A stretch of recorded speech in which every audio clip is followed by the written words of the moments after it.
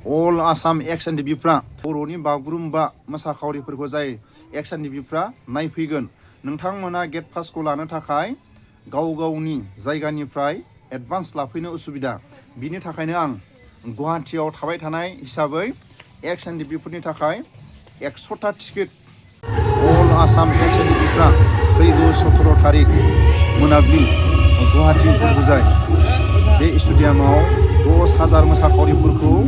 बर'नि बागुरुम्बा मोसाखावरिफोरखौ जाय EX NDFB नायफैगोन नोंथांमोना गेट पासखौ लानो थाखाय गाव गावनि जायगानिफ्राय एडभान्स लाफैनो उसुबिदा बिनि थाखायनो आं गुवाहाटीयाव थाबाय थानाय हिसाबै EX NDFBफोरनि थाखाय 100टा टिकेट आं लानानै दोनदों नोंथांमोननि थाखाय जायफ्रा सिनियर जुनियर EX NDFB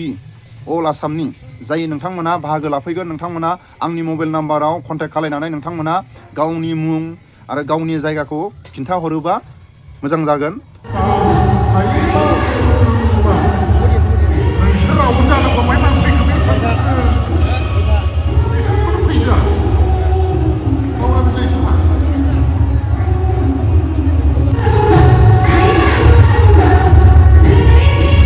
खुलुमबाय बयनिसिमबो फैगौ 17 तारिख मोनाबिलि 4 बाजिनिफ्राय जागायगोन गुवाहाटी हुरहुजाय स्टेडियामाव बयबो गेदेरमा रायजो राजाफ्रा बाहागो लाफैनो थाखाय साखाफारा जानानै गाव गावनि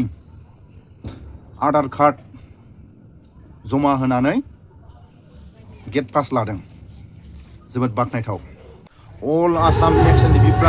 फैगौ 17 तारिख मोनाबिलि गुवाहाटी हुरहुजाय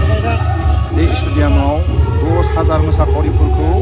बर'नि बागुरुम्बा मोसाखावरिफोरखौ जाय EX NDFB नायफैगोन नोंथांमोना गेट पासखौ लानो थाखाय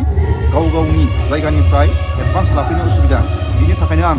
गुवाहाटीयाव थाबाय थानाय हिसाबै EX NDFBफोरनि थाखाय 100टा टिकेट आं लानानै दोनदों नोंथांमोननि थाखाय जायफ्रा सिनियर जुनियर EX NDFB अल आसामनि जाय नोंथांमोना बाहागो लाफैगोन नोंथांमोना आंनि मबाइल नाम्बाराव कन्टेक्ट खालामनानै नोंथांमोना गावनि मुं आरो गावनि जायगाखौ खिन्थाहरोबा मोजां जागोन मानो होनोबा फैगोन होननानै जुदि फैयालासिनो थायोबा माने गेट पासजों लोगोसे जिरायनायनि केपासिटि आरो बे स्टेडियामनि केपासिटिया